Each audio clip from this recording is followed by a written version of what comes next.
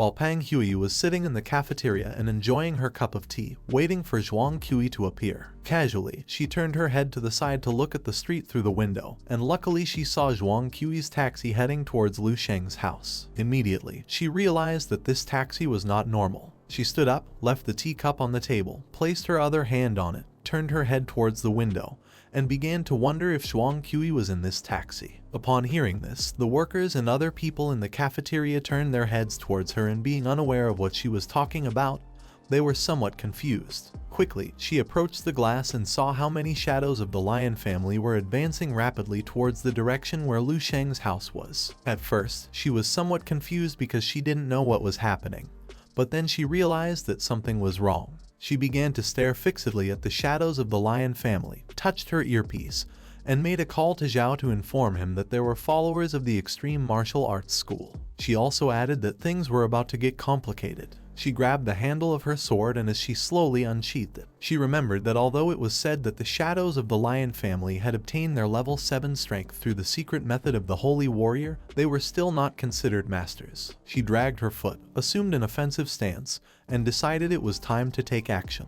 She was fully aware that the Supreme Martial Arts School had trained 24 shadows with the combat tactics personally created by the Supreme Holy Martial, which meant they were capable of killing Lu Sheng. She unsheathed her sword, and in the blink of an eye, she left the cafeteria and attacked one of the shadows, cutting his head in two. One of the shadows turned his head back, and upon seeing that one of his companions had been killed in a single attack, he was shocked. Zhao tried to continue the conversation with her, but she asked him to wait as she wanted to eliminate the shadows first. He tried to talk to her, but the signal was interrupted. Upon seeing this, she became somewhat confused, started touching her earpiece with her finger and asked him to repeat. Just before the call got disconnected, Zhao revealed to her that the lion family had sent 12 shadows to kill Lu Sheng. While with one hand she was holding the sword, and with the other she was touching the earpiece and trying to regain the signal of the call. Several shadows appeared, 2 in front of her and 6 behind her. They began to advance quickly towards her with the intention of attacking her by surprise. At the same time, Zhuang Kui's taxi arrived at Lu Sheng's neighborhood. Once the car stopped, he opened the door and put his foot outside. Several seconds later, he got out of the car. While he had his hand resting on the car door, he turned his body towards Lu Sheng's house and began to stare at it intently, thinking that he was going to fight against Lu Sheng.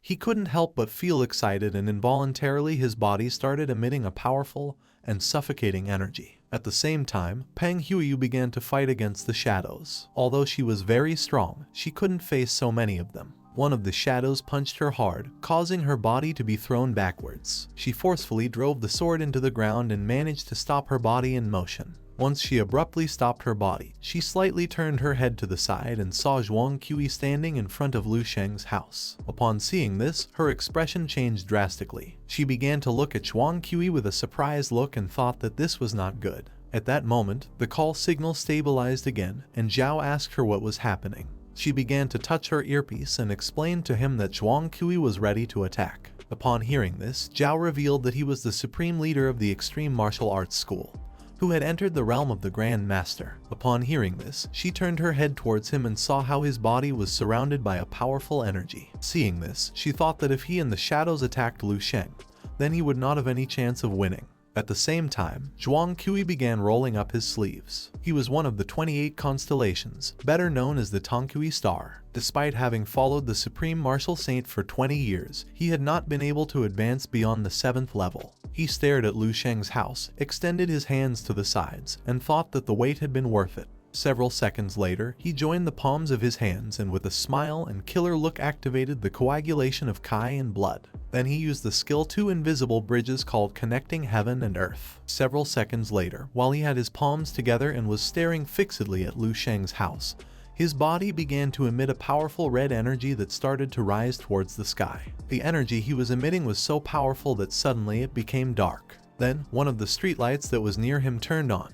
He reached out his hand towards the light and began to wonder if this was how one felt when entering the realm of the Grand Master. Now he felt capable of even grabbing hold of the light. Using the power of the Grand Master, he concentrated the light into a single point and thus transformed it into a spear. Then, he inserted the coagulation of Kai and blood into the spear made of light, causing it to change color. He turned his head towards the spear, and while he was staring at it intently, he couldn't help but smile and think that this feeling was wonderful. He couldn't help but thank Lu Sheng, because if it weren't for him provoking the great anger of Mrs. Wu Sheng, he wouldn't have been able to obtain Wu Sheng's secret. Thanks to the secret of the great Wu Sheng, now he had broken the chains that were binding him at level 7.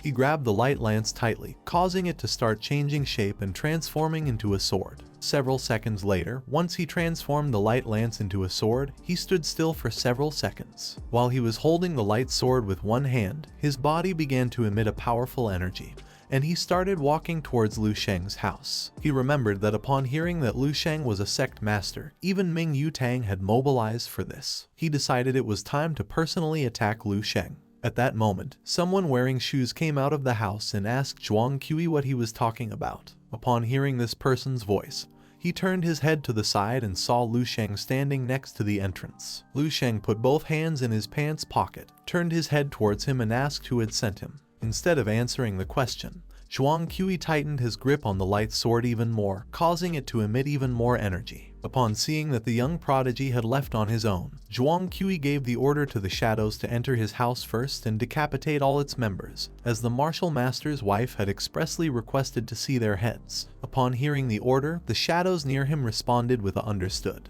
While Lu Sheng had his hands in his pants pockets, he began to move towards him, turned his head towards him and simply remained silent. Lu Sheng stood in front of Zhuang Qi and both started staring at each other. The two shadows next to Zhuang Qi decided to take advantage of this opportunity, and gaining momentum, they quickly started moving towards Lu Sheng's house. Lu Sheng turned his head towards them and considered intervening. But at that moment, Zhuang Qi grabbed the light sword with both hands, gained momentum, and started running quickly towards him, asking him not to get distracted as Lu Sheng's opponent was in front of him. While Zhuang Qi was advancing rapidly towards Lu Sheng and getting ready to attack, he disappeared. Upon seeing this, Zhuang Qi became somewhat confused and began wondering what was happening.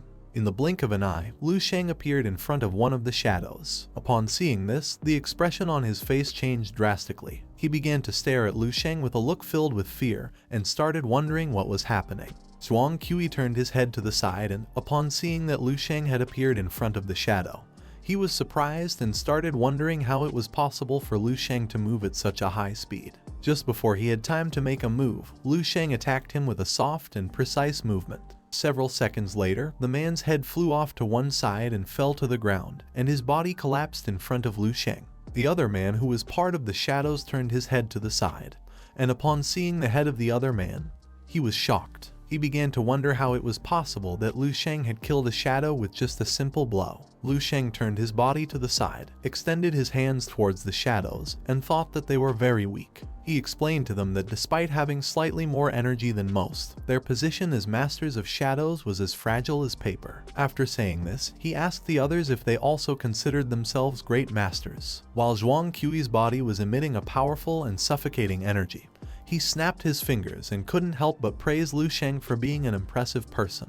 While his body was surrounded by a powerful aura and he was approaching Lu Sheng, he began to stare at him and with a smile explained that if they had met under different circumstances, maybe he would have chosen to be his friend. Lu Sheng turned his body towards Zhuang Qi, and as he watched him slowly getting closer, he simply remained silent. At that moment, Lu Sheng's body began to emit a powerful blue energy. While he was touching his head with his hand, he turned his head towards Zhuang Qi and then started staring at him, telling him that this was impossible. In a matter of seconds, his body began to emit an even more powerful energy than Zhuang Qi's. He started touching his head with his hand, put the other one in his pants pocket, started looking at the ground, and explained to Zhuang Qi that he would never be friends with the dead. Upon hearing this, Zhuang Qi's expression changed drastically. He couldn't help but smile and think that Lu Sheng was an arrogant person. Although he tried to appear calm, he couldn't do it. He began to approach Lu Sheng, and due to the powerful energy emanating from his body, the ground started breaking into pieces. Several seconds later, he abruptly stopped, grabbed the sword with both hands,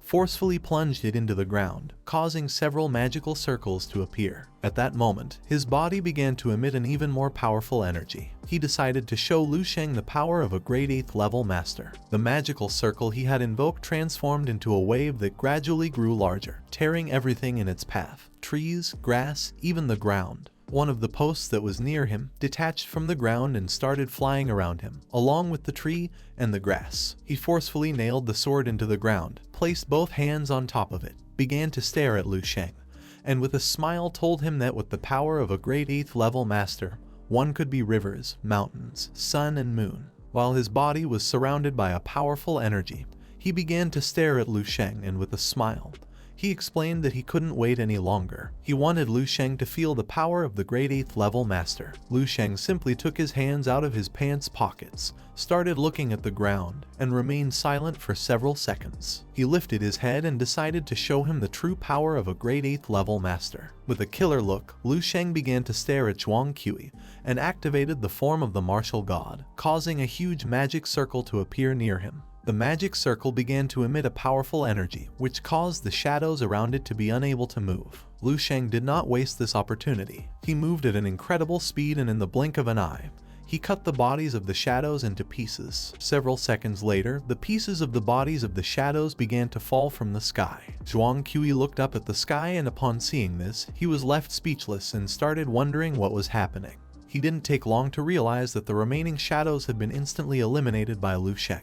At that moment, Lu Sheng's body began to emit a demonic energy, and the Demon King himself appeared behind him. Upon seeing this, Zhuang Qi panicked and started wondering what was happening. Despite being nervous, he tried to appear calm. He tightly grabbed the light sword and pulled it out of the ground. Then, he started looking at Lu Sheng and with a trembling voice asked if he believed that these tricks would scare him. He also added that he was not like the shadows, he was the great 8th level master. He prepared to attack, but just before he could make a move, in the blink of an eye, Lu Sheng appeared in front of him and placed his hand on his chest. Zhuang Qi lowered his head, and upon seeing Lu Sheng's hand, he was shocked. At that moment, Lu Sheng activated technique number 4, causing his body to emit a golden energy. Upon seeing this, Zhuang Qi panicked and began to wonder how it was possible for this to be happening.